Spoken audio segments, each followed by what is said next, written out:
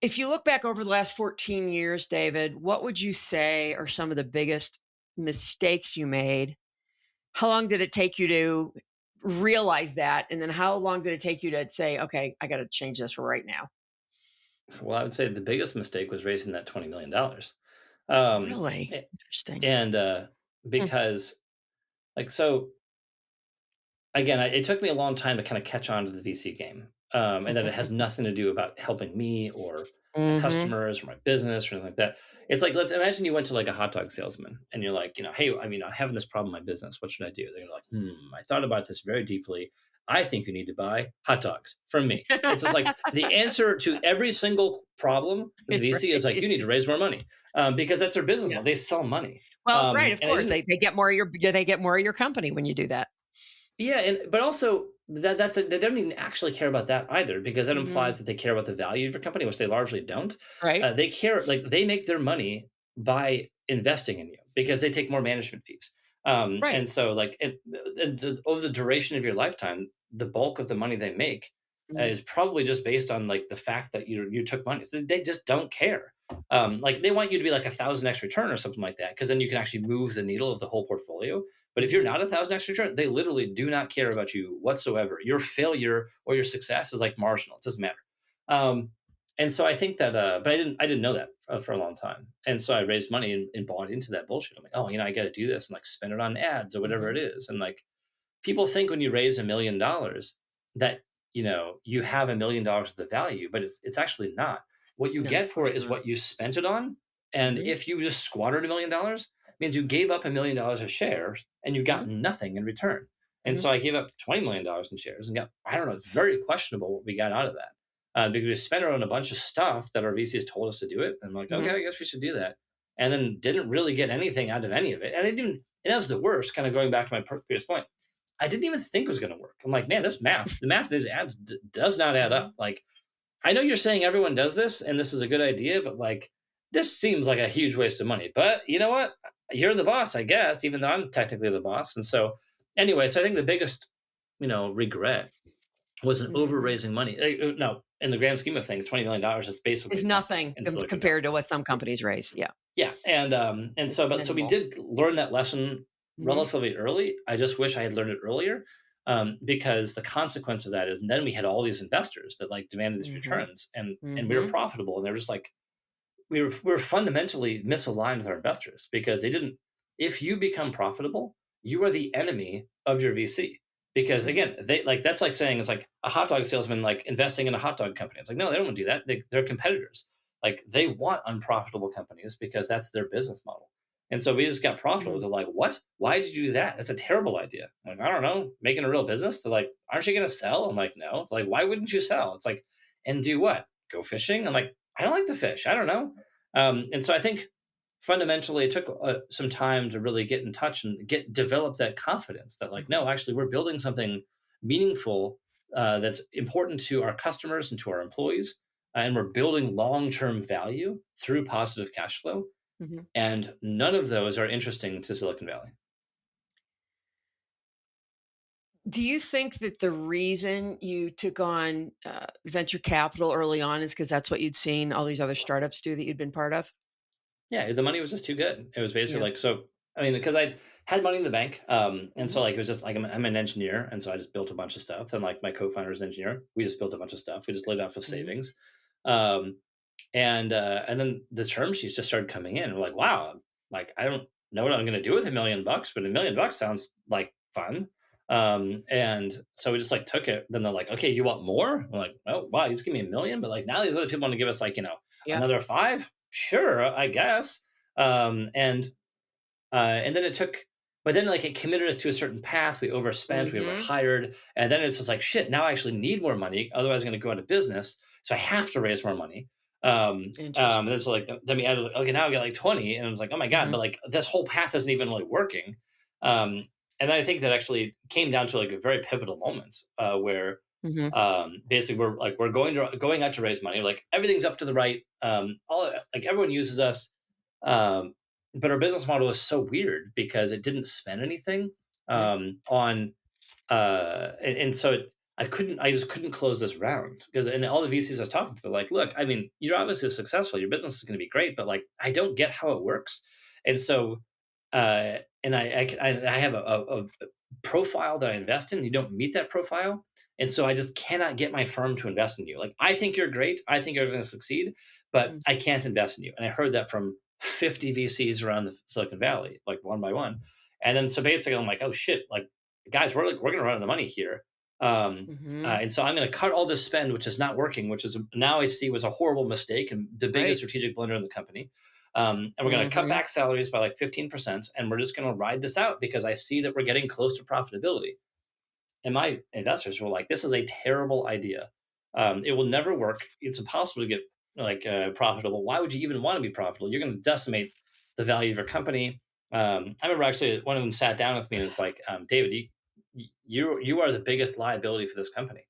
Like you need to step aside for someone else, for us to bring in a more seasoned CEO to run this like it's supposed to be run." Um, and so, yeah, I think that over raising was without question the biggest strategic blunder of the company, That's and interesting.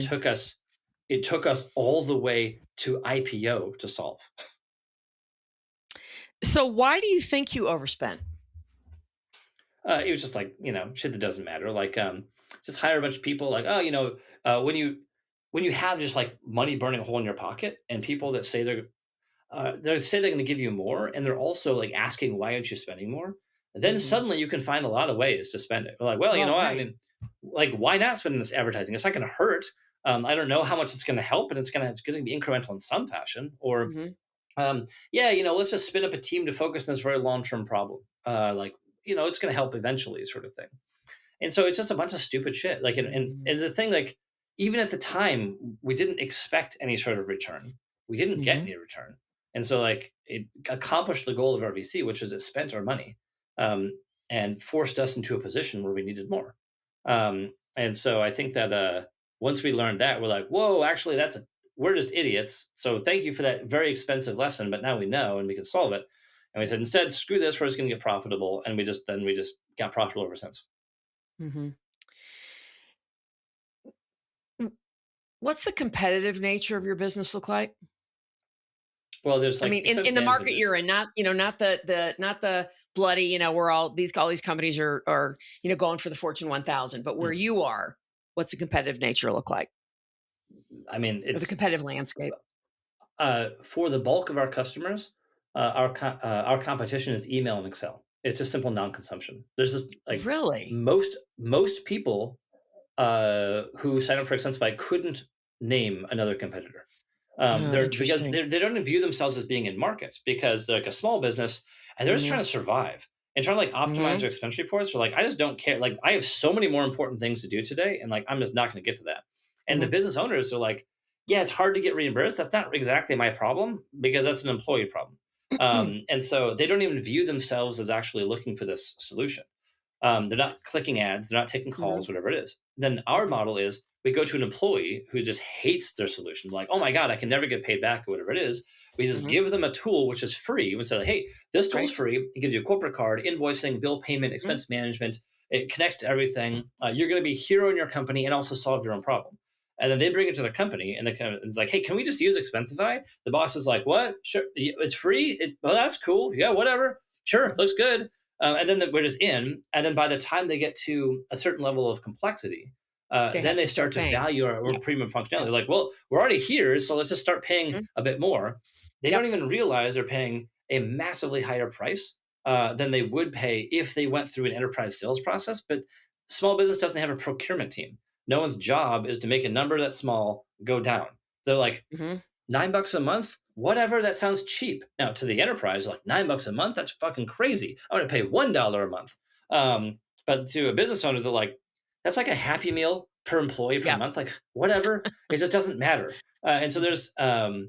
and so the SMB is great if you can Mhm. capture it at scale, but you have to have a low cost of sale model to go after. Mhm. Once you're there, then the sort of automatic growth that you get, the revenue expansion from this market is great because no one's Mhm. job is to renegotiate a contract or even think about it. So long as you're just Mhm. good enough, no one will even notice that you're there. Mhm. Yeah, and of course, what you're describing is what I think is super important. And I had this conversation with somebody I interviewed prior, last week, that said, we're just getting ready to launch our freemium model in a month. Right. I mean, how better to get customers than give them something first, let them try it out, let them fall in love with it. Hmm. And the next thing you know, they're like, God, we love this. We'd like to buy it. And gosh, it's only this much a month. Or even if it's not only this much a month, once they realize that they really need this, you've got them as a customer. Right. Yeah, And and I think a freemium model works great if you have a low cost of acquisition sales model, mhm, and so you need like free lead gen. That's why I think the viral functionality is so important. Like, I think the most important feature you'll ever build is the one that helps sign up the next customer, because mm, that's the one that makes every customer slightly easier to get. If you don't have that, every customer is just as hard as the last one. And mhm, so having some sort of, if there's any viral dynamic to your business model, mhm, that is the most important thing to invest in. It should be the basis of your entire company. It's more mhm, important than your advertising, your marketing, your engineering. It is mhm. the most important thing in your entire company. And most companies never stop to think about it. Like, to give an example, so like one of our competitors is a company called Bill.com. And so Bill.com is the most famous sort of like bill processing system. Mhm. They also have an invoicing solution. So like if you want to send an invoice or you want Right. to pay a bill, you can use two different products in Bill.com. But weirdly enough, so every time you send an invoice, it always goes to someone who pays bills. An invoice and a bill are the same thing. So like you Mhm. send an invoice Mhm. to the accounts payable group Accounts of a payable, different right? company. Sure. Yep. Yep. Um, but the weird thing is Bill.com's invoicing solution, even though 100% of people who receive a Bill.com invoice pay bills, doesn't even promote their bill processing solution. They're just different departments. Yeah. And It's so it's because they're just not built in that. In fact, Bill.com has not just one, they have two different bill processing system and three different invoicing solutions. And so like they don't cross promote each other because it's right. madness. Like they're different brands and things like this. Mhm. And Mhm. so it's hard to, from day one, to think about that viral dynamic and be like, actually, no, I know bill processing and invoicing seem on the surface, and everyone says they're completely different industries. We think they're the exact same thing. And so we built our platform around this kind of radical notion that Mhm. payments and chat are the same thing. Just like you can't talk to yourself, you can't pay yourself. And every time you're going to go pay someone, if you weren't using a payment tool, you would have to go Mhm. talk to them first. And so we viewed it as every form of payments exists in a spectrum between unstructured WhatsApp style chat and highly structured Concur Mhm. style expense reporting, and every form of payments in between there. Like a paycheck is just an expense report submitted twice a month for you automatically. An Right. invoice and a bill are the same thing. Mhm. Consumer P2P like Venmo style payments, that's just invoicing, but simplified down for the consumer. And Mhm. chat is just invoicing without the money. So we built this Right. platform that actually spans this entire gamut and lets us to tap into the viral dynamic. Like we use our bill processing and bill payment to leapfrog between the accounting departments of our customers. And so they just naturally promote us for free. We use the consumer Venmo style P2P to promote Expensify. So every Mhm. time Expensify is deployed to a bunch of employees, those employees just promote us to all of their friends and roommates. Because if you work on a Mhm. company that uses Expensify, odds are your friends work in companies that should be using Expensify. It's just because every company in the world can use Expensify. And so this is a kind of a radical approach that requires blurring a bunch of lines that people think are walls. But like, no, that was just chalk on the ground. I'm just going to choose to step over it. But everyone is sort of so trapped into kind of the definition of the markets as defined by someone else. It's got to like turn off all that noise and focus like, what do customers actually do and what do they care Right. about? And it's usually very different than what the investors will tell you. Well, right. That's the value of actually, asking your prospects and customers what they need and what Yeah, their it's problems wild. are, rather than assuming what you think they are. Right. Yes, and I think that's also one advantage I had going in this market is I knew nothing about it, Mhm. because I didn't have a background in finance. I was just trying to make this food stamps card, and I didn't know anything about expense reports. And so when people started getting really excited by it, I'm like, okay, what is it that you think that I'm doing, and like, why do you care? And maybe I can just do that. Like, oh, you want me Right. to build an app to scan receipts? Like, whatever, I can do that. And so having really no agenda beyond, it's just like I'm just going to really listen hard to what people are saying, and then see Mhm. if I can do that. And like you just repeat that for like I don't That's know right. 14 years, and it adds up to be Mhm. something. And it's Yeah. usually very different than what you initially set out to do. Mhm. Yeah, that's really interesting and very true.